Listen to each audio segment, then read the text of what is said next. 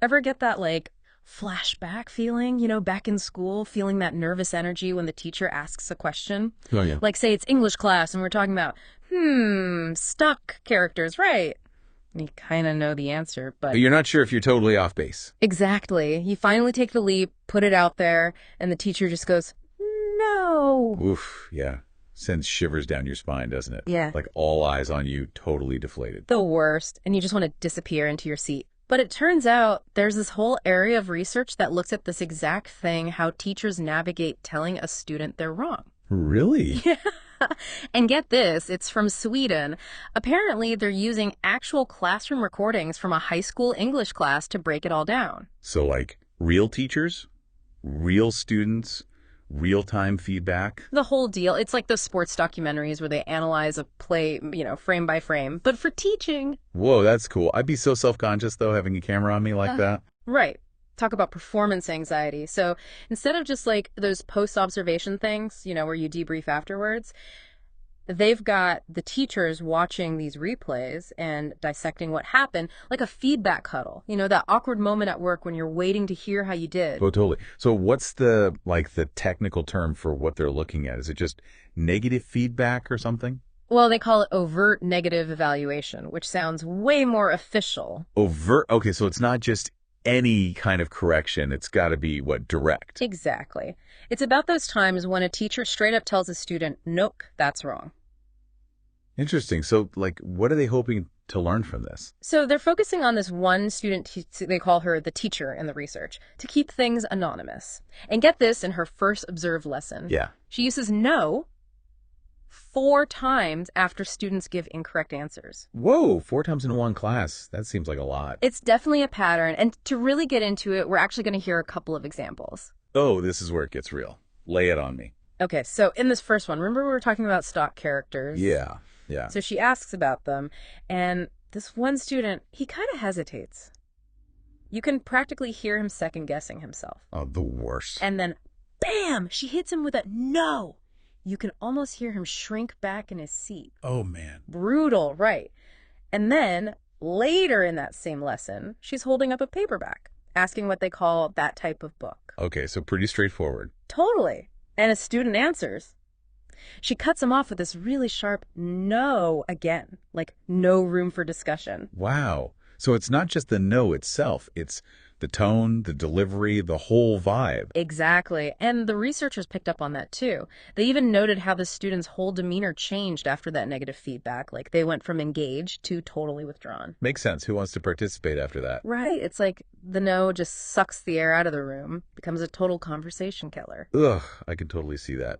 So what happens next? Does she realize she's doing this? Okay, so the lesson ends. Time for the post-game analysis, right? I am dying to know how the teacher reacts when she sees those no moments. Like, how could you not cringe? Oh, totally. Yeah. And it's not just her watching this, right? It's with her mentor, a supervisor.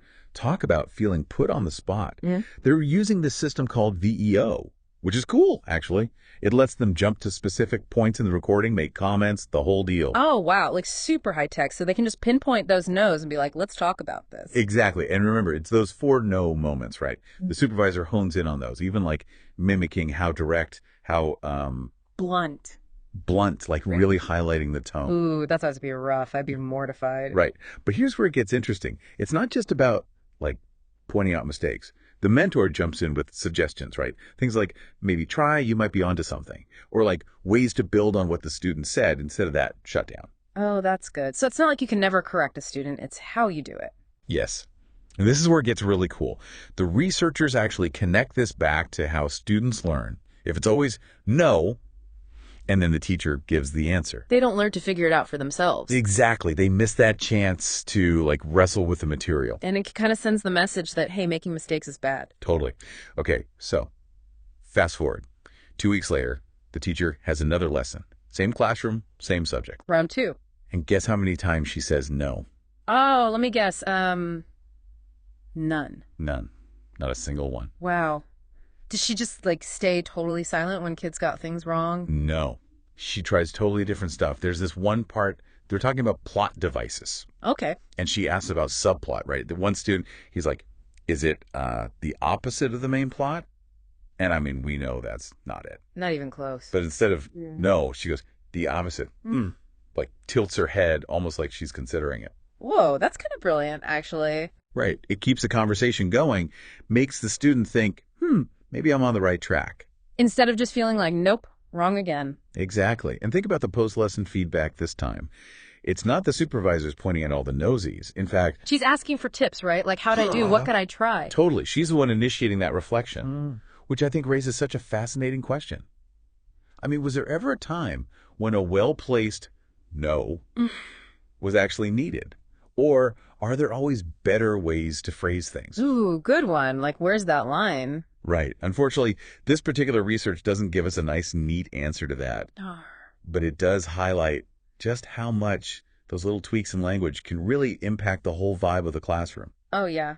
And when you think about it, if kids are constantly worried about messing up, hearing that no, they're not going to take risks. Exactly. And isn't that where real learning happens? When you try, you maybe get it wrong, but you learn from it. Absolutely. And you know what I love about this research? We actually get to hear from the teacher directly, like her own reflections. Oh, really? So it's not just the researcher's interpretations. Right. So a few weeks after these lessons, she writes these notes, and she admits hearing herself say no on those recordings, total wake-up call. I bet. Like, we all have that voice in our heads, but to actually hear it. Right. And she even says she didn't realize how dismissive she sounded, even though she obviously didn't mean to come across that way. Oh, that's so human, though. Like, we've all been there. You hear yourself on a recording, you're like, wait, do I really sound like that? The worst. But here's the real kicker. They do a follow-up interview with her weeks later, and guess what? She brings up the no thing on her own. No way! So it really stuck with her. Like, it wasn't just a temporary change for the study. Exactly. That's what makes this research so powerful, I think. It's not about, like, catching teachers doing something wrong. It's about giving them tools to reflect and make real changes that help their students. Because a no, here and there, might seem harmless enough, but if it becomes this pattern, that's when it can really impact how kids see themselves as learners. Totally. And, I think we can all learn something from that, whether we're like leading a team at work, raising kids. Just having a conversation with anyone, really. Exactly. That instinct to shut things down with a no. It can be so tempting, but it can also really stifle dialogue. It's about creating that space, right? Where people feel safe to take risks, to throw out an idea without feeling judged. Yes. And sometimes the most powerful thing we can say is, tell me more. That's such a good note to end on. All right, everyone, until next time, keep diving deep, and remember, there's always more to learn.